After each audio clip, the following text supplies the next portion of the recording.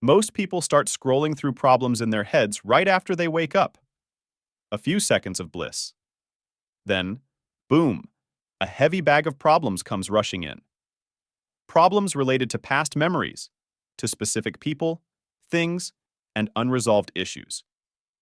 The same worn-out records play in the brain. The melody of the past prevents us from living in the present. Each memory contains emotions, and emotions are the end product of past experiences. Indulging in memories makes us acutely aware of emotions such as pain, resentment, and bitterness. Thoughts create character, which builds personality. If you think only about the past every day, sooner or later, it will become your future. Maybe you are very angry about something and cannot let go of the situation. You think about it constantly, and feelings of anger boil up inside you. If this continues for a short period of time, people around you may think you are having a bad day or going through a difficult time.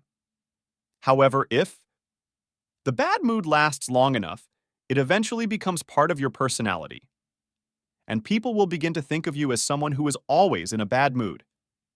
It is unwise to ignore the fact that our thoughts create our future and influence our destiny. Thinking about the past prevents you from enjoying the present. You are drawn back to the life you have already lived. This is an unconscious process. After waking up, you reach for your smartphone, scroll through social media, reply to messages, check your email and notifications. Now you are aware of everything that has happened. Next, there is a series of routine activities. Get out of bed, use the bathroom, drink your favorite beverage, take your favorite shower. You get dressed, leave the house, and go to work or school along familiar paths. There you meet people wearing the same masks. They use the same tactics to infiltrate your mind. In the evening, you rush home and repeat the day from the beginning. At first, it becomes a routine, like a computer program. It runs on autopilot without your knowledge. You just step aside, passively. You just stand by and watch what is happening in your life. 95% of a person's personality by the age of 35 will be a set of learned behavioral patterns, emotional responses, unconscious habits, programmed attitudes, beliefs, and perceptions. This will be your software. And even if 5% of your consciousness says, I want to be healthy and happy, I want to be free, your body is still controlled by a program that is already running. This conflict between the 5% conscious and 95% unconscious is like sending a battered car into powerlifting. It's like sending a wrecked ship into a powerlifting competition. Thus, it is not surprising that everything will be back to normal in the end. A bright idea might come to mind. But it is nothing more than a bubble of air floating by, because it is so deeply immersed in the swamp. But that does not mean all is lost. We must find our way back to ourselves. Meditation can help us do that. By practicing meditation, you can change the rhythm of your brain. Your operating system, you will be able to change your operating system. When people begin to change if they experience some traumatic event, illness, death, divorce, etc., it triggers them to act. Then there is no need to wait for that negative event. You can let the pain and suffering change you, or you can begin to change yourself through joy and inspiration. People spend 70% of their lives stressed. They are not living, they are surviving. Therefore, based on past experiences, they are always preparing for the worst-case scenario. In other words, they choose their disasters in advance. As if a good outcome is impossible, without even considering other options. It's like looking at a menu with endless dishes and choosing the least tasty one every time. Each time you recall a negative event, a certain chemical reaction is recreated in your brain and body as if the event had actually occurred. It sends a familiar emotional signal to the body. In a sense, the body is the subconscious. It does not understand the difference between imagination and reality. People reproduce negative emotional states by constantly thinking about it. Therefore, even if one wants to get rid of negative emotions and change oneself in one's life, it is very difficult to do so because the body has become stronger than the mind. Over the years, the body has become accustomed to negative emotions. It was once the servant, but now it is the master. You decide to change and step into the unknown, but the body does not like it. It is used to staying in the swamp of more pain and suffering. The body is accustomed to the swamp, and everything there is innate. Being in the unknown, the body becomes very afraid. It is like stepping into deep water. The body understands that if you can cross over to the other side, you will die. You will lose control of yourself. It does everything to dissuade you and keep you in your comfort zone. That's why when you start meditating, you suddenly get an itchy nose, remember a list of important things you need to do, or have a memory from 20 years ago come back to you out of nowhere.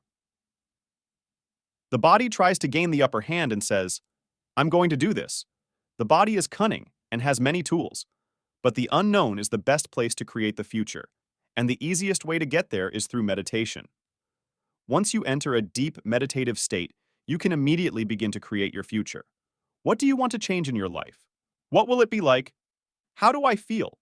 Who am I? By closing your eyes and immersing yourself in your new life, you reprogram your brain. The brain does not understand the difference between imagination and reality. You are installing new software. You are creating a new life. As you practice this, your behavior will gradually change. The hardest part is to make the body feel good, even if that feeling is now out of touch with reality. Visualization alone is not enough. It is important to feel the emotion itself in the body. If thoughts are the language of the brain, feelings are the language of the body. The body understands the mind through feelings and emotions. If you don't feel anything, your body will not receive any signals. It is like trying to connect to Wi-Fi with your cell phone off. If you fill your body with feelings, you can connect to the internet immediately. You can connect to the internet and start downloading your future life. There is no more need to wait for success. No more waiting for the moment when you will be rich. No more waiting for love. Reality is what you imagine. You create your own reality. So why not create abundance, health, and wealth? The future is already here. There is no need to be a victim. No need to blame past circumstances or people who made you unhappy. Even if that is true, it is in the past. You don't need that baggage anymore. And for decades, even if you have been carrying on a negative inner dialogue, it is within your power to stop it now. This is merely a thought. You are accustomed to thinking that way, and you just assume it, but it is not true. A thought is just a thought, like a cloud flowing by. There is no need to obsess over each and every one of them. On average, you have 60,000 to 70,000 thoughts a day, and 90% of this stream of thoughts is repeated daily.